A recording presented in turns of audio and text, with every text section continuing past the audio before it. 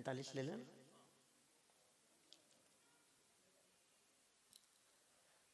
हरिहंत सिद्ध सूरी उपाध्याय साधु सर्व, अर्थ के प्रकाशी मांगलिक उपकारी हैं। तिनको स्वरूप जान रागते भई जो भक्ति, काय को नमाई स्तुति को जारी है। धन्य धन्य तिन ही ते काज सब आज भये, कर जोड़े बार बार वंदना हमारी है। मंगल कल्याण सुख ऐसो हम चाहत हैं, हो मेरी ऐसी दशा जैसी तुम धारी है। हो मेरी ऐसी दशा जैसी तुम धारी है। हो मेरी ऐसी दशा जैसी तुम धारी है। अनंत अनंत सिद्ध परमात्मा सिद्धालय में विराजमान, उन सब का गुणानुवाद हम सब यहाँ बहुत भावपूर्वक कर रहे हैं। सिद्धों की आराधना का ये महामांगलिक प्रसंग हम सबके बीच में पड़ा है। सिद्ध चक्र महामंडल विधान और सिद्ध परमात्मा कैसे होते हैं, ये चर्चा इस सिद्ध चक्र महामंडल विधान के माध्यम से सिद्धों का स्वरूप समझने का प्रयास कर रहे हैं। कैसे होते हैं सिद्ध परमात्मा, क्यों की जाए सिद्धों की आराधना, क्यों करूं मैं। आज के इस जमाने में जहां स्वार्थ के बिना कोई जीव किसी को याद नहीं करता, हम सिद्धों को याद क्यों करें। क्या होगा सिद्धों को याद करने से, क्या मिल जाएगा, क्या देते हैं वे सिद्ध परमात्मा, क्या कुछ देते हैं कि नहीं देते हैं, कौन होते हैं, सिद्धों का क्या स्वरूप है, और कितना बारीकी से उस शुद्ध स्वरूप को, सिद्ध स्वरूप को संत लाल जी कवि यहाँ समझा रहे हैं। हे जीव, तेरा जो शुद्ध स्वरूप है, तेरा जो स्वरूप है वो सिद्धों से मिलान करके देख। जैसा सिद्धों का स्वरूप है वैसा तेरा स्वरूप है। तेरे सर्व प्रयोजनों की सिद्धि सिद्ध परमात्मा को पहचानने से होगी। और सिद्ध को पहचान के सिद्ध को मत पहचानते रहना, सिद्ध को पहचान के अपनी आत्मा को पहचानना।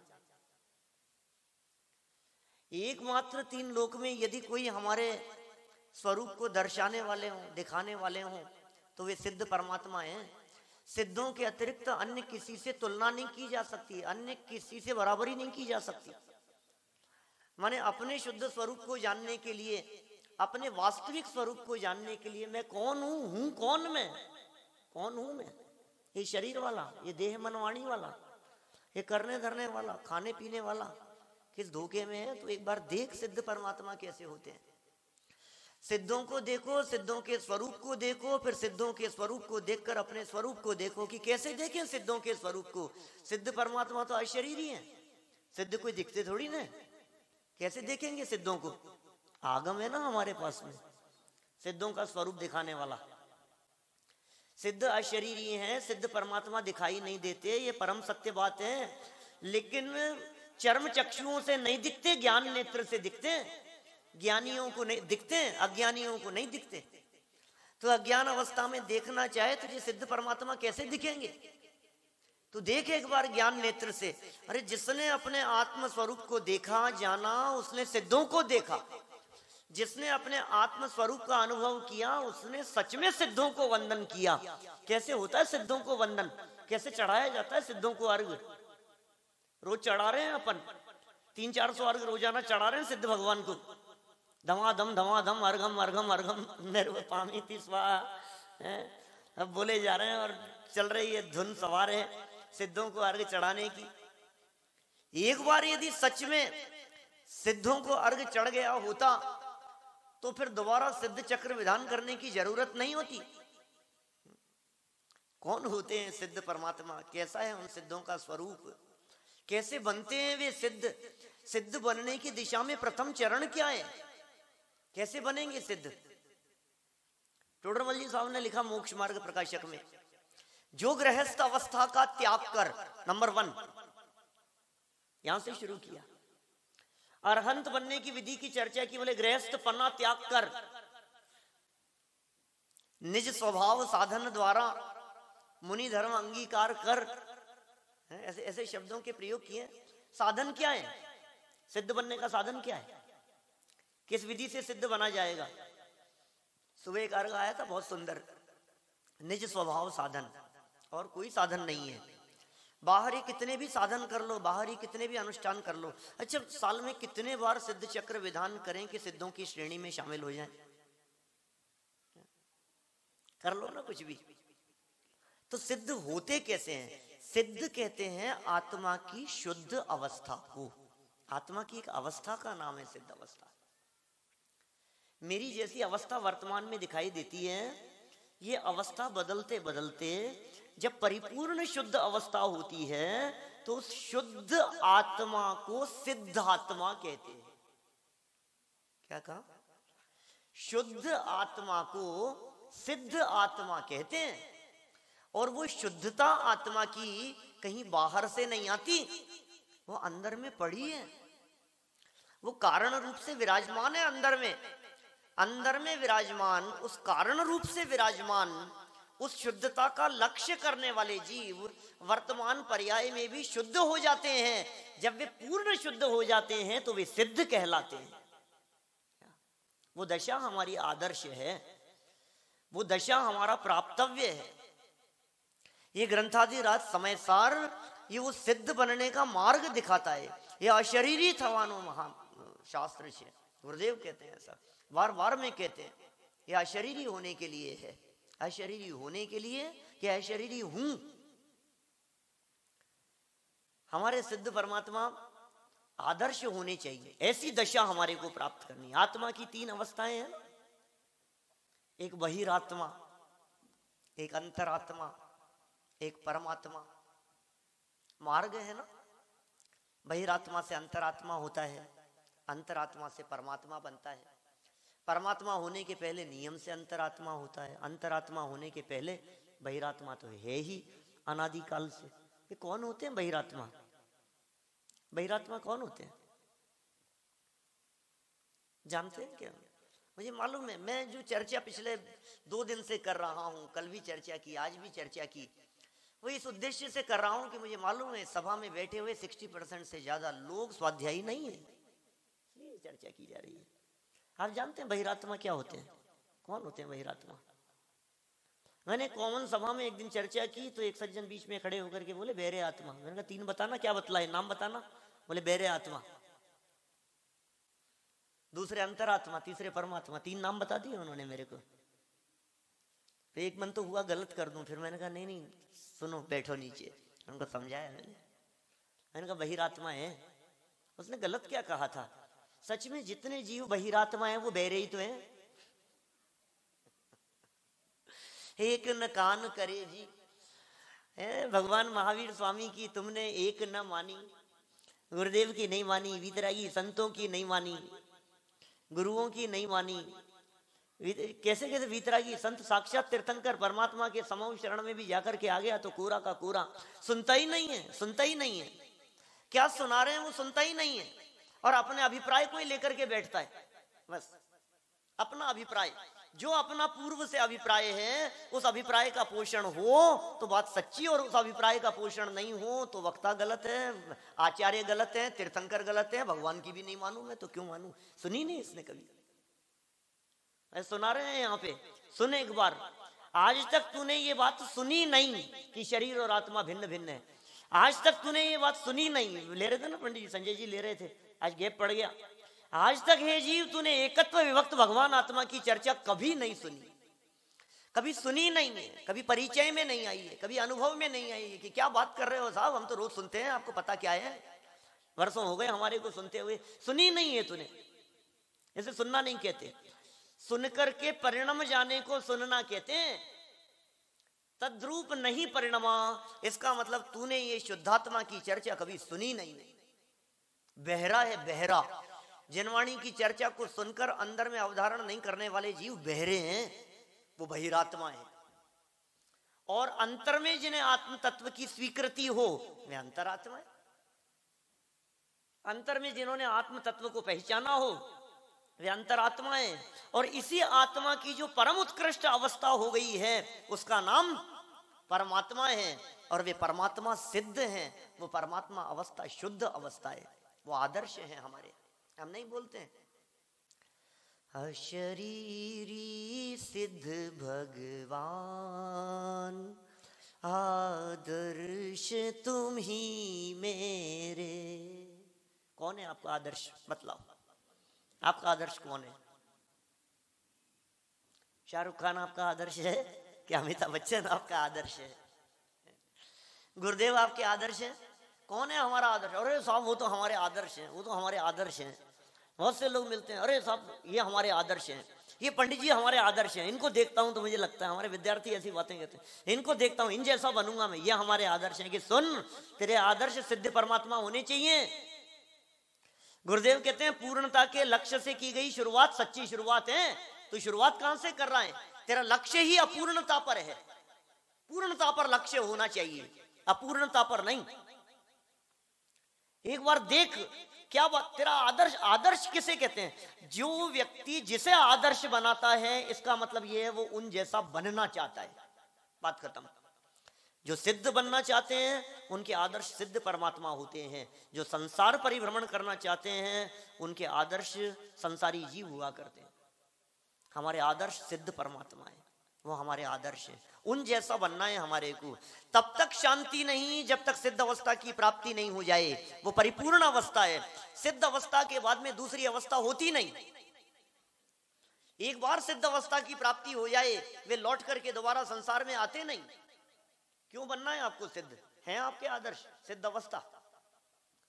भजन के माध्यम से तो सबने कह दिया, शरीरी सिद्ध भगवान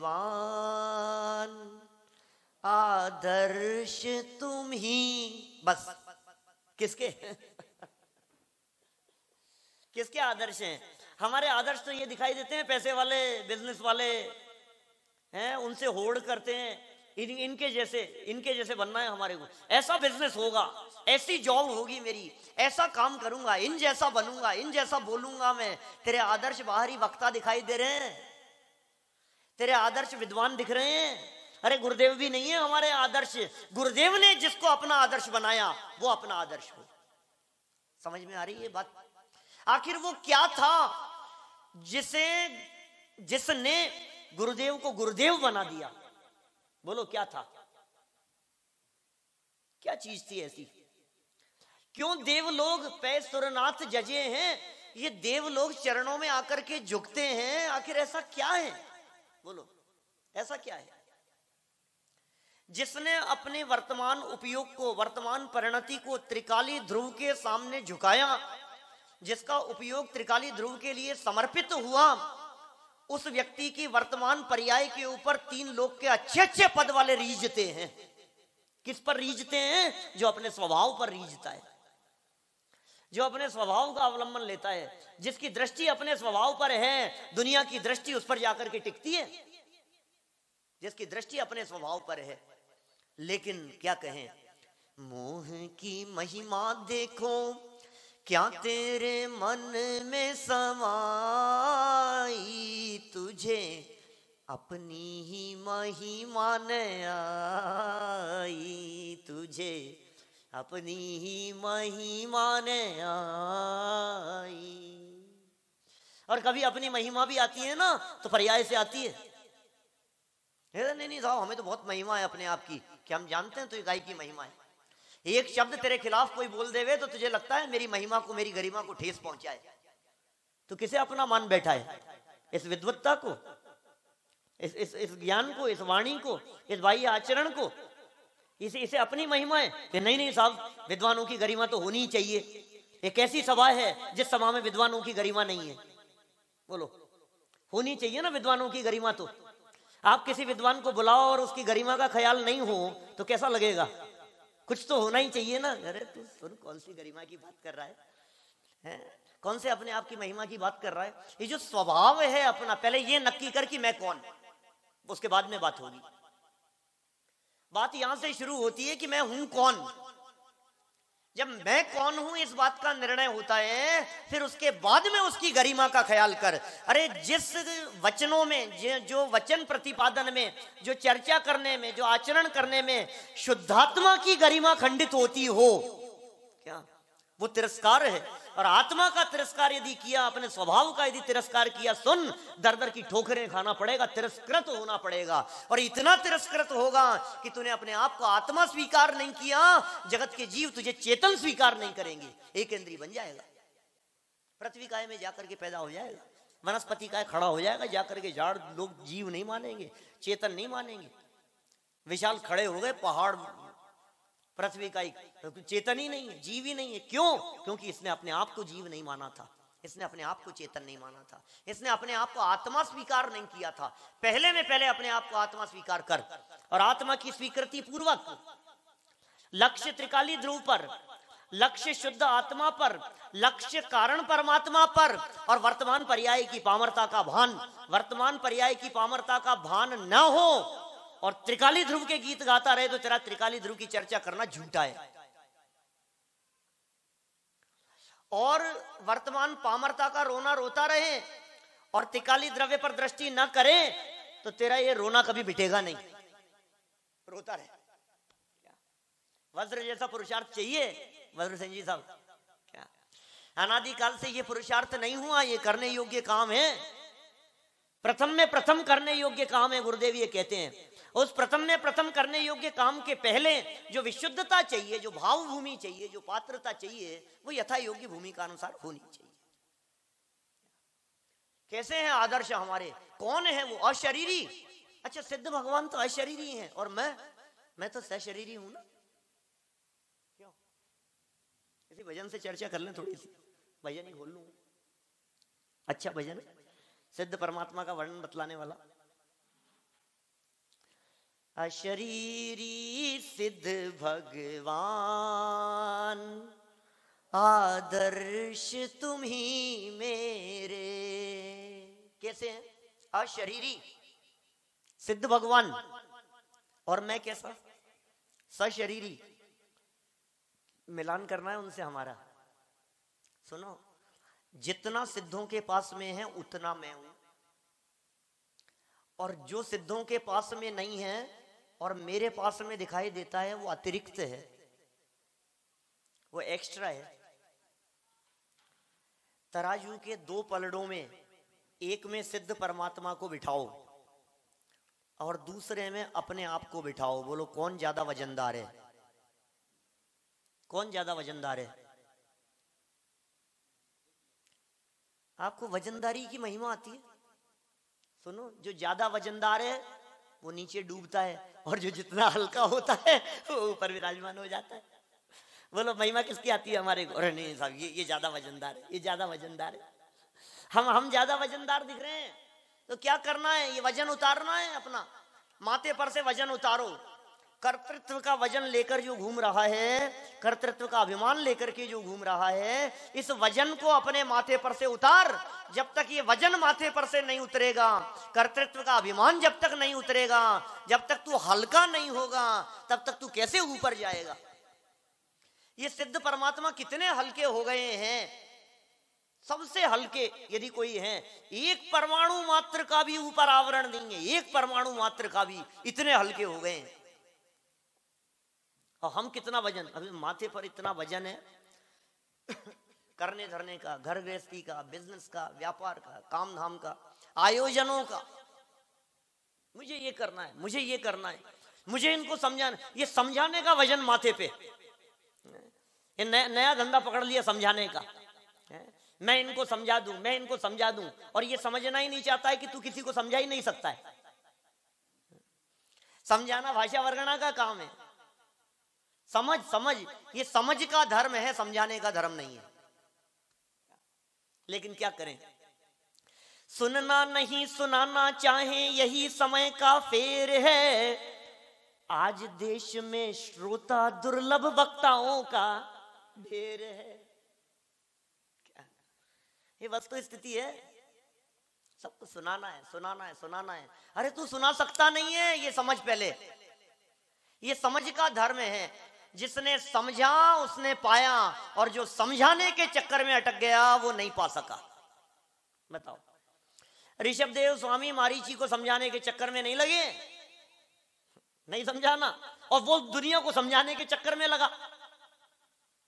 मारीची ने क्या किया, बाहर निकल करके समझाने के चक्कर में लग गया। भाई साहब, समझाना नहीं है, समझना है, अपनी समझ के लिए। ये बड़े भाग्य से ये जिन शासन हमारे को मिल गया है, ये समझने का अवसर मिल गया है, हमारे को ये वाणी मिल गई है, ये तत्व ज्ञान मिल गया है। कल तो कही थी हमने ये बात, ये प्योर माल मिल गया है हमारे को, 24 कैरेट का गोल्ड मिल गया है हमारे को, 16 ताव सोना लगा हुआ, ऐसा ताव लगा हुआ सोना, गोल्ड, अशुद्धता रंच मात्र नहीं है। ये प्योर चीज बाउंड्री के बाहर जाकर के तलाशो तो ढूंढना दुर्लभ है, मिलेगी नहीं आपको। बोलो क्यों, क्यों है यहाँ प्योर चीज? क्योंकि यहाँ सिद्ध बसते हैं, सिद्ध शिला में बैठे हैं ना हम लोग। परिसर का नाम क्या है हमारे इस परिसर का नाम?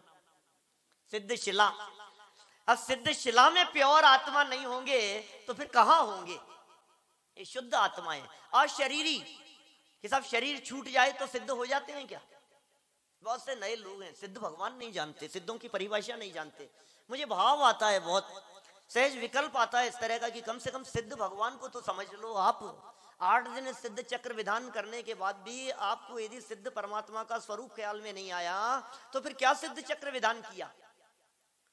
मैं ऐसे सैकड़ों लोग मेरे दिलो दिमाग में घूम रहे हैं, जयपुर में रहते हैं, हमारे रिलेटिव हैं, परिचित हैं, आस पड़ोस वाले हैं, वर्षों से साल की 3 अष्टानिका में, तीनों अष्टानिका में सिद्ध चक्र विधान करते हैं। और उनसे सिद्ध परमात्मा कौन होते हैं उन्हें पूछ लो, कहते हैं हमें तो पता नहीं सिद्ध कौन होते हैं, भगवान होते हैं, और क्या है, इससे ज्यादा क्या जानते हैं सिद्धों के बारे में। मेरे से यहां 1-2 लोगों ने पूछा, अभी पिछले 4 दिन में 2 बार मेरे सामने ये बात आ चुकी, जिसमें मेरे से कहा गया कि सिद्धों की तो कुछ नहीं होता है ना, सिद्ध तो खाली होते हैं ना, फिर सुख कैसे होता होगा उनको? यही कोई सज्जन बैठे हो तो हाथ खड़ा करना, कोई किसका प्रश्न था? बोलो, मेरा कहने का मतलब ये सिद्ध भगवान कैसे होते हैं? कुछ नहीं होता क्या सिद्ध अवस्था में? कुछ भी नहीं होता है क्या? नहीं अभाव में सिद्धि इष्ट है, नहीं निज गुण विनाश वाली, और सत्य का कभी नाश नहीं होता, रहता गुणी न गुण खाली। गुणी कभी गुणों से खाली नहीं होता, सत्य का कभी नाश नहीं होता, असत का कभी उत्पाद नहीं होता। ये सिद्ध स्वरूप अंदर में विराजमान है, ये सिद्ध दशा प्रकट होती है, अंदर में है तो प्रकट होती है। ये सिद्ध दशा अभाव नहीं है, अनंत सुख रूप दशा है। अशरीरी का अर्थ लोग तो मौत को सिद्ध समझ लेते हैं, मर गए, ज्योति में ज्योत मिल गई ऊपर जाकर के, ऐसे ब्रह्म में ब्रह्म जाकर के मिल गए, अद्वैत ब्रह्म में ऊपर ब्रह्म थे, ये ब्रह्म का रूप था, ब्रह्म का अंश था, और ये जीवन पूरा हो जाने के बाद में उसी में जाकर के मिल जाता है, अंश में अंश जाकर के मिल जाता है। ऐसा ही है, ऐसा ही ब्रह्म है। आप कहेंगे साहब ये हमारे बीच में काहे को चर्चा कर रहे हो? सुनो मेरी बात, आप यदि ये चर्चा सुनना चाहते हो, सिर्फ ये चर्चा सुनना चाहते हो कि ये कारण परमात्मा कैसा है, तो सुनो, छोटी सभाओं में होती है ऐसी चर्चा। यहां लोग आए हैं सुनने के लिए जिन्हें अभी सिद्धों के स्वरूप का पता नहीं है, जिन्हें अशरीरी का अर्थ पता नहीं है, जिन्हें 5 प्रकार के शरीर का मतलब पता नहीं है, उन्हें कैसे बतलाओगे आप? उन्हें बताना पड़ेगा ना, उन्हें ये कहना पड़ेगा ना कि भैया ये शरीर नहीं, ये शरीर नहीं है, शरीर 5 होते हैं, तुम्हें पता है 3 शरीर लग रहे हैं तुम्हारे साथ में। बोलो कितने लोगों को पता थी ये बात यहां बैठे हुए? आपके 1 नहीं 3 शरीर हैं, खड़ा कर सकते हैं हाथ? आधे हाथ खड़े नहीं होंगे। 1 नहीं 3 शरीर हैं आपके। ये शरीर तो अनंत बार छूटा, ये शरीर छूट गया इससे मतलब नहीं है, अंदर जो 2 और शरीर है ना, जिसके लिए कहा अनादि संबंधे च, ये शरीर एक बार छूट जाए तो इसको शरीर कभी नहीं मिलता। शरीर छूटा कहां है अभी? शरीर के प्रति अपनत्व बुद्धि निरंतर बनी है, तो शरीर छूटा कहां है? एक होता है औदारिक शरीर, ये सामने दिखाई दे रहा है, ये हड्डी खून मांस का दिखाई देने वाला शरीर औदारिक शरीर है। एक और है अंदर शरीर, तेजस है, तेज प्रदान करने का काम कर रहा है, उष्णता जिसके माध्यम से मिल रही है, तन पर चेहरे पर जो तेज दिखाई दे रहा है, अंदर उस तेजस का काम है, वो तेजस नाम का शरीर है। और एक और शरीर है जिसका नाम क्या है? कार्बन शरीर है, कार्बन शरीर वो हमारे साथ में है। ऐसे ही एक जगह चर्चा चल रही थी, 5 शरीरों के नाम बतला रहा था, तो एक बच्चे ने बोला औदारिक, वैक्रियक, आहारक, तेजस और कार्बन। क्या क्या बोला मैं तो? कार्बन, कार्बन कॉपी होती है ना। ये क्या बोल रहा है बच्चा, सच कहा उसने। वो कार्बन शरीर है, वो कार्बन है, वहां डुप्लीकेट हो रहा है सब कुछ। आप जो कर रहे हो, जो परिणाम कर रहे हो, जो विचार कर रहे हो, जो सोचते हो, जो चिंतन करते हो, जो क्रियाकलाप दिखाई दे, सारे के सारे रिकॉर्ड हो रहे हैं वहां। उसकी डुप्लीकेट कॉपी तैयार हो रही है। वो शरीर कौन सा है? वो कार्बन कॉपी है। क्या नाम है उस शरीर का? आदि जी का कार्बन शरीर, वो तीसरा शरीर है। ये 3 शरीर हमारे साथ में लगे हुए हैं। ये ऊपर वाला छूट गया तो अंदर के 2 नहीं छूट रहे हैं। वो जब छूटते हैं, वो 2 भी जब छूट जाते हैं तो होते हैं अशरीरी सिद्ध भगवान। जिनके छूट गए वे सिद्ध हो गए। और वो किनके छूटते हैं? जिनकी शुद्ध अवस्था होती है। वो आदर्श है मेरे, उस अवस्था की प्राप्ति करनी है। ये छूट जाए शरीर। शरीर कब छूटे? देखो ये शरीर तो छूटेगा, इसमें क्या दम है? आयु पूरी हुई और शरीर छूट गया, इसमें क्या दम है? लेकिन ये शरीर मेरा नहीं है। पहले एकत्व बुद्धि टूटे। ये मैं हूं, ये मेरा है, मैं इसका कर्ता धरता हूं, मैं इसका भोगता हूं, ये बुद्धियां टूटे। ये करो भेद विज्ञान, ज्ञान मिलाए हमारे को। सहनी पंचेंद्रिय हैं, समझने का अवसर मिलाए। भेद विज्ञान की धारा बहनी चाहिए निरंतर। देह रहे कोई दिक्कत नहीं है, लेकिन देह के रहते हुए भी देह के प्रति एकत्व बुद्धि ना हो, देह के प्रति अपनापन न हो, देह के रहते हुए भी देह से भिन्न आत्म तत्व की अनुभूति निरंतर हो, तो फिर ये देह अल्पकाल में छूट जाएगी। ऊपर की भी छूट जाएगी और अंदर की भी छूट जाएगी। फिर अशरीरी दशा प्रकट होती है। वो आदर्श है हमारे। अशरीरी सिद्ध भगवान, आदर्श तुम ही मेरे, अविरुद्ध शुद्ध चिद घन, उत्कर्ष तुम ही मेरे। अविरुद्ध है, शुद्ध है, चिद घन, चैतन्य के घन पिंड है। चैतन्य के अतिरिक्त दूसरा और वहां कुछ नहीं है। उस सिद्ध दशा में जाकर के देखो, कुछ नहीं मिलेगा आपको। अविरुद्ध, विरुद्धता नहीं है। ये सारे विरोधी भाव हैं। राग, द्वेष, काम, क्रोध आदि के जितने परिणाम दिखाई देते हैं, सब स्वभाव से विरुद्ध हैं। ये विरोधी है मेरे, ये दुश्मन है मेरे, ये घातक संबंध कहा, बद्ध घातक संबंध कहा 74वीं गाथा में इसके लिए। ये आत्मा के साथ में इनका जो संबंध है, ये घातने वाला है, ये विरोधी तत्व हैं, ये आस्तीन के सांप है। ये पैदा तो होते हैं अंदर और घात करते हैं अंदर का।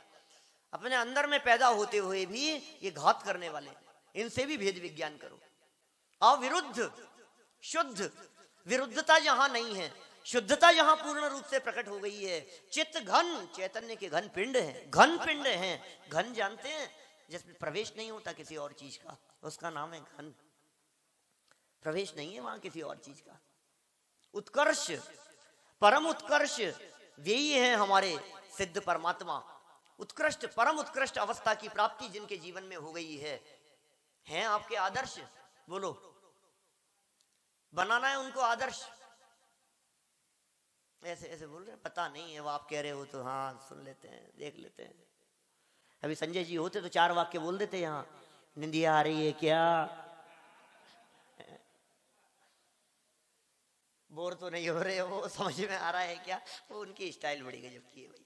क्या वो वही है? बोलो, समझ में आ रहा है आपको कुछ? क्या चर्चा चल रही है? सिद्ध बनना है आपको? क्यों बनना है सिद्ध? क्या मिलेगा उस सिद्ध अवस्था में? परिपूर्ण शुद्ध अवस्था है, न केवल शुद्ध अवस्था है, परिपूर्ण आनंद से सहित अवस्था है। आनंद के भंडार हैं वे सिद्ध परमात्मा, सुख के भंडार हैं, अनंत सुखी हैं, अक्षय अनंत अपूर्व सुख के भोक्ता हैं वे सिद्ध परमात्मा। दुख का अंत माने सिद्ध दशा। सिद्ध दशा किसका नाम? दुखों का जहां अंत हो जाए। आपको दुख मुक्ति चाहिए कि नहीं? देह मुक्ति और दुख मुक्ति, उसका नाम सिद्ध दशा है।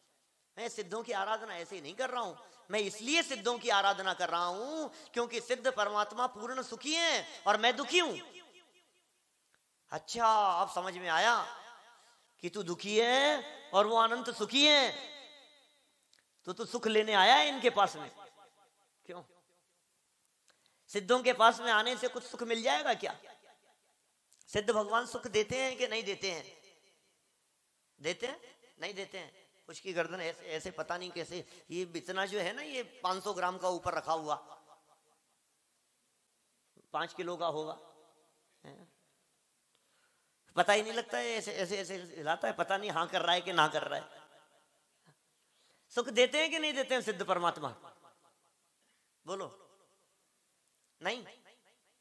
आप कहेंगे नहीं देते तो हम कहेंगे देते हैं, और आप कहेंगे देते हैं तो हम कहते हैं बताओ हमें तो दिया नहीं आज तक, कभी तुम्हें दिया क्या?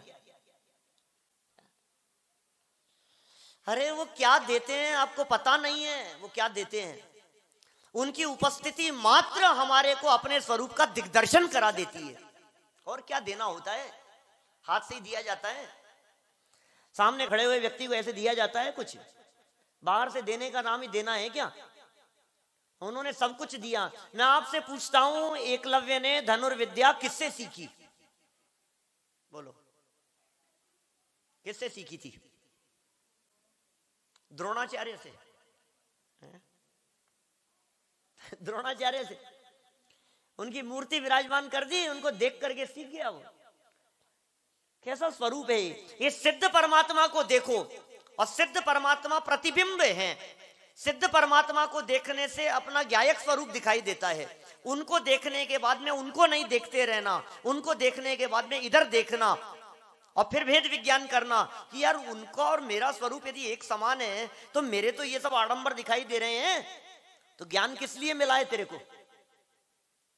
ये जो तेरे को ज्ञान मिला है ना, ये बहुत उपयोग ले इस ज्ञान का, इस ज्ञान को प्रयोग में ले।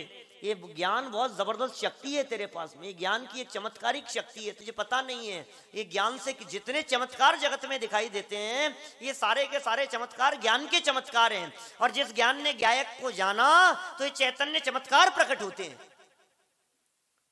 चैतन्य को जानने वाले ज्ञान में चमत्कार प्रकट होते हैं। क्षेयोपशम ज्ञान की भी महिमा कम नहीं है, थोड़े थोड़े से ज्ञान की भी सारी महिमा ज्ञान की है भाई साहब। ये सिद्ध परमात्मा पूर्ण ज्ञानी है।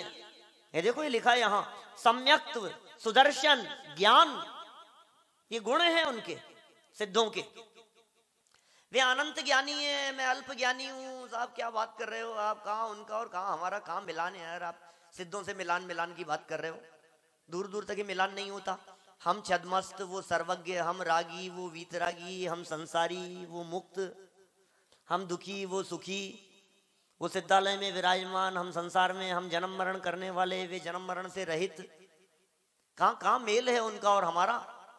है कि नहीं कुछ मेल? है भाई साहब। ज्ञान कि नहीं, वो केवल ज्ञानी और मैं क्षेयोपशम ज्ञानी, मैं अल्प ज्ञानी, कि बस तू अल्प और केवल कोई देखता रहे, ज्ञान को मत देख। ज्ञान को देखना, ज्ञान तेरे पास में भी परिपूर्ण है और उनके पास भी उतना ही है। प्रकटता का फर्क है, उस प्रकटता की तरफ मत जा, ज्ञान की उपलब्धता को देख। अरे भाई साहब क्या ज्ञान है, ऐसी ऐसी शक्तियां भरी पड़ी है, उपयोग लेवे तो काम होवे। हर समस्या का समाधान है इस ज्ञान के पास में। भेद विज्ञान, ज्ञान भेद विज्ञान ते सिद्धा, सिद्धा एकल के चले, तस्य वा भाव तो बद्धा, बद्धा एकल के चले।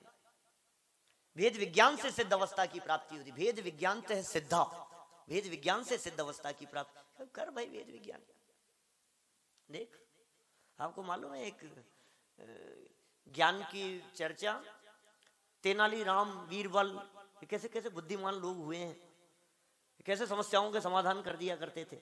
जहां आपको कहीं समस्या का समाधान न दिखे, वहां आपका ज्ञान समाधान करेगा। बोलो, ज्ञान सर्व समाधान कारक है। सुने होंगे ना ऐसे वाक्य, ज्ञान सर्व समाधान कारक है। सारे समाधान यहां होते हैं। बाहर में कहीं समाधान ना मिले तो अपने ज्ञान को अपने स्वभाव में लगा, तुझे जरूर समाधान मिलेगा। नहीं है बहन श्री का वचन ऐसा। तुझे बाहर में कहीं ना रुचता हो, तुझे बाहर में कहीं ना पसंद आता हो, तो क्या कर? बोल, अपने उपयोग को बाहर से समेटकर अपने में लगा, अपने ज्ञान को अपने में लगा, तुझे संतोष होगा, तुझे समाधान मिलेगा। समाधान बाहर से नहीं आता, समाधान अंदर से आता है, क्योंकि बाहर में कहीं समाधान नहीं है, सर्व समाधान अंदर में है, सारे समाधान अंदर में है। अब ये बात अलग है कि तू अपनी शक्ति को नहीं पहचाने। तेनालीराम राजा के मंत्री हुआ करते थे, बहुत बुद्धिमान थे, बहुत ज्ञानी थे, लेकिन समस्या है ना, जो जैसे जैसे आगे बढ़ते चले जाते हैं, उनसे जलने वाले, उनसे चिढ़ने वाले, उनकी टांग खींचने वाले लोग भी उतने ही नियम से बढ़ते चले जाते हैं। ये जगत का स्वरूप है ऐसा। आपकी यदि कोई व्यक्ति टांग खींच रहा है तो इसका मतलब ये है कि आप में कुछ है क्या, तो आपकी टांग खींची जा रही है क्या संजय जी? नहीं, कौन किसको किसकी पड़ी है बतलाओ मेरे को। जो जितना ऊपर चढ़ता चला जाएगा उसके उतने विरोधी होते चले जाएंगे। इस पूरे विश्व में, इस धरातल पर ऐसा कोई नहीं है जिसका कोई विरोधी ना हो। बोलो, हो सकते हैं कि ऐसे कोई व्यक्ति? कोई एक आध तो बतलाओ जिसको सब मानता है, जिसको सब स्वीकार करते हो। कोई नहीं हो सकता है। तेनालीराम के भी विरोधी थे, लोग जलते थे, यार राजा इस चीज को पूछता है, हमें तो पूछता ही नहीं है, ये आकर के खड़ा हो जाता है तो फिर हमारी तो कुछ है ही नहीं। बोलो, अब फिर हमें कोई नहीं पूछता है तो बहुत चिढ़ते थे, सोचते थे जब तक ये रहेगा तब तक हमारी दाल गलने वाली नहीं है, इसको हटाओ रास्ते से, ये हटा और हमारा काम हो जाएगा, फिर तो बस हम ही हैं। हम कुछ भी काम करते हैं ये टांग अड़ा देता है बीच में, राजा इसका सम्मान करता है। कई बार तेनालीराम को कई विवादों में उलझाने का प्रयास किया है, उलझा नहीं पाए, वो समझदार थे, हमेशा निकल जाते थे कुछ ना कुछ करके। एक बार एक बड़ा षड्यंत्र रचा, बहुत बड़ा, कुछ दूसरे मंत्रियों ने मिलकर के, और फंसा दिया तेनालीराम को, फंसा दिया और राजा के सामने सिद्ध कर दिया उसका अपराध, संगीन अपराध है, और इतना बड़ा जुल्म सिद्ध हो गया कि इसे मृत्यु दंड दे दिया जाए। राजा मजबूर था, क्या कर सकता था, राज दरबार में बुलाया गया, सजा डिक्लेयर कर दी गई, क्या करे।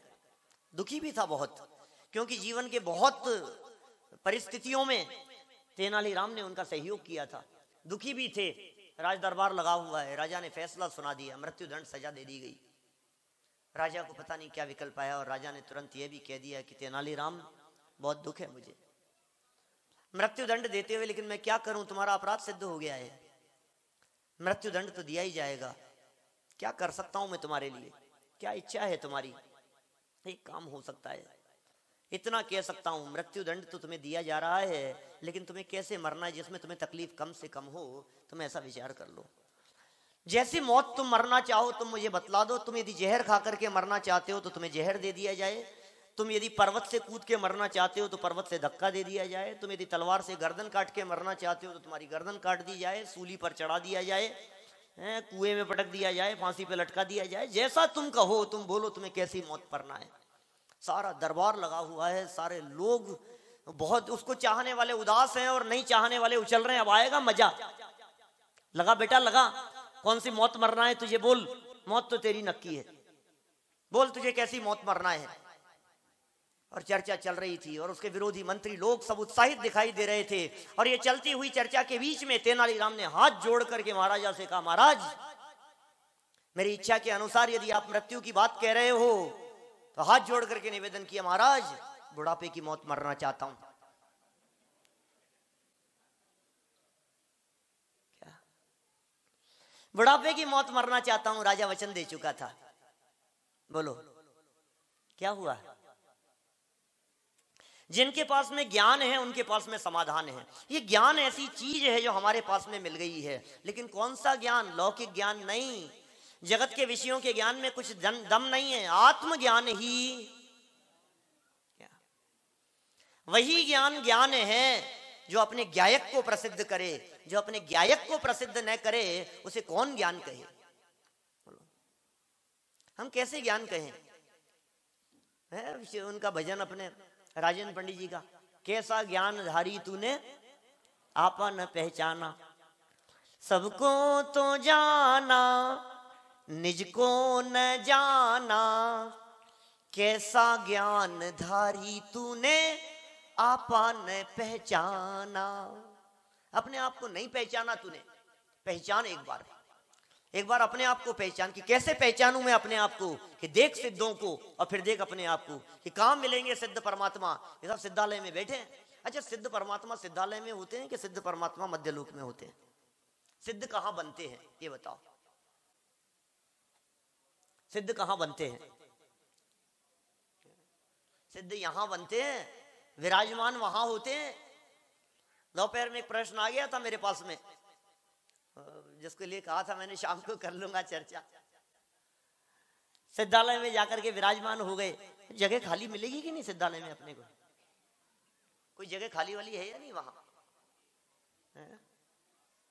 कितनी बड़ी सिद्धशिला, 45 लाख योजन की, पूरा 2.5 द्वीप, ऊपर सिद्धशिला। और एक बात और सुन लो, सिद्धशिला पे सिद्ध नहीं रहते। क्या? सिद्धशिला पे नहीं रहते। सिद्धशिला से ऊपर घनोदधि वात वलय, फिर घन वात वलय, फिर तनु वात वलय। 2 कोस का घनोदधि वात वलय है, 1 कोस का घन वात वलय है, 1575 धनुष का तनु वात वलय है।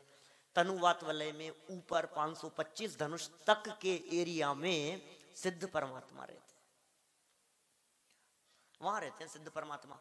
तो कोई जगह खाली है क्या? हमने सुना है भैया अनंत अनंत सिद्ध भगवान है, अनंत अनंत सिद्ध भगवान है, अनंत है सिद्ध भगवान।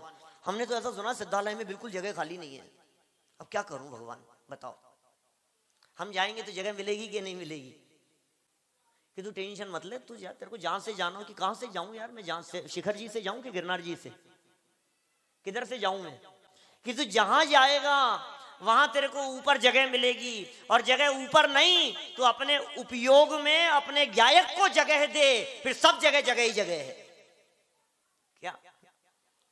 जिसने अपने उपयोग में, अपने ज्ञान की पर्याय में पर पदार्थों को जगह दे रखी है, इसको जाना, इसको जाना, इसको जाना, सारी दुनिया को जानने में लगा है। तूने अपनी उस ज्ञान पर्याय में पर पदार्थों को जगह दे रखी है। अब उस ज्ञान पर्याय को पर पदार्थों से खाली करके उस ज्ञान पर्याय में गायक को जगह दे। जिस ज्ञान पर्याय में गायक को जगह मिलती है, फिर उनकी जगह यहां नहीं होती, उनकी जगह सिद्धालय में होती है। सिद्धालय में जाकर के विराजमान होते हैं अनंत अनंत जीव। यहां से गए, देखो क्या होता है, सिद्ध भगवान कैसे होते हैं? अपने आत्म स्वभाव की साधना पूर्वक, मुनि धर्म साधन लिखा ना, गृहस्थ अवस्था, गृहस्थपना सब छोड़ छाड़ करके दिगंबर अवस्था अंगीकार कर, अंदर में शुद्धोपयोग साधन के माध्यम से अपने उपयोग को अपने स्वभाव में तल्लीन कर, एकाग्र कर। जो जीव अपने स्वभाव में लीन हो जाते हैं सदा सदा के लिए, जिस जगह पर बैठ करके ध्यान कर रहे थे, उसी जगह से ये आत्म प्रदेश ऐसे ऊपर उठते हैं, उसी जगह से ऊपर चले जाते हैं। 500 धनुष, 5000 धनुष ऊपर जाकर के रुकते हैं अरहंत अवस्था। और उस अरहंत अवस्था से भी परम शुक्ल ध्यान पूर्वक जब देह भी छूट जाती है, तो उस देह को छोड़कर वहीं से सीधे यहां से कोई जीव सिद्ध बने तो ऊपर सिद्धालय में यहां जाकर के विराजमान होवे, और वहां नीरज जी के पास से वहां से बने तो वहां ऊपर जाकर के विराजमान होवे सिद्धालय में, और एक में एक जाकर के समाहित होते चले जाते हैं। एक में एक कि अपने अपने में एक दूसरे में मिलते हैं सिद्ध भगवान के अपने अपने में रहते हैं। जो एक माही एक राजे, एक माही अनेक नो,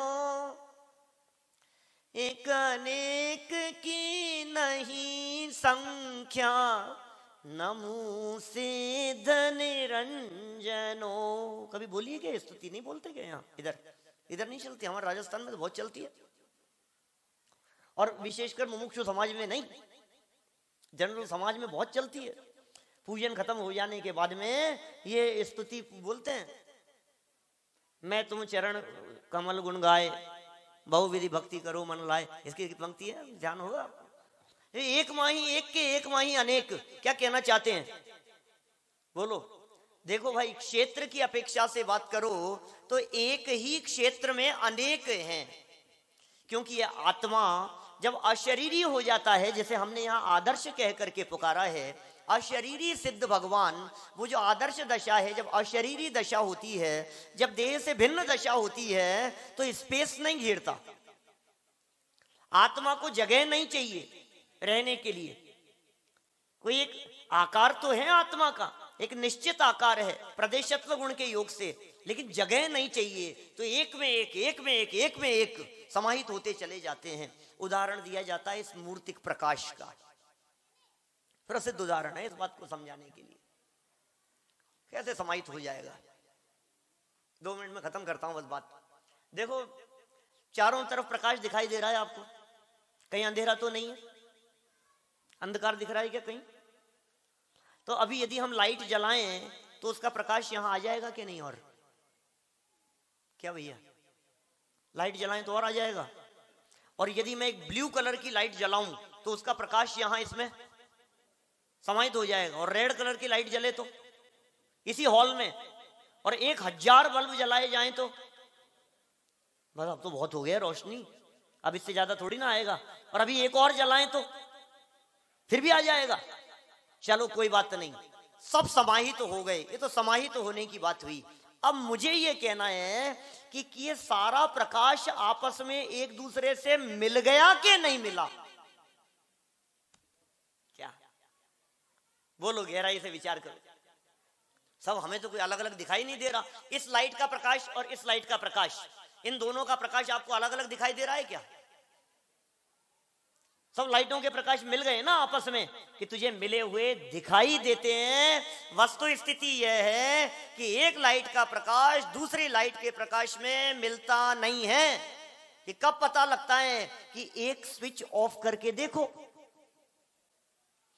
तो पता लगेगा उसका प्रकाश उसके साथ में था, वो चला गया, बाकी का प्रकाश बना रह गया। ऐसे ही सिद्ध परमात्मा वहां सिद्धालय में अनंत सिद्ध परमात्मा एक में एक समाहित हैं, लेकिन एक में एक समाहित होते हुए भी सबका सुख अलग है, सबका ज्ञान अलग है, सबका अनुभव अलग है, सब अलग अलग वेदन कर रहे हैं, सबके अनंत गुणों की प्रकटता अपनी अपनी है, सब अपने अपने में रहते हैं, दूसरे में नहीं रहते। और वे सिद्ध परमात्मा जब अपने में रहते हैं तो सिद्ध बनने का मार्ग भी यही है। तुम भी जब अपने में रहना सीख लोगे तो तुम सिद्ध बन जाओगे। बस यही विधि है सिद्ध बनने का रास्ता।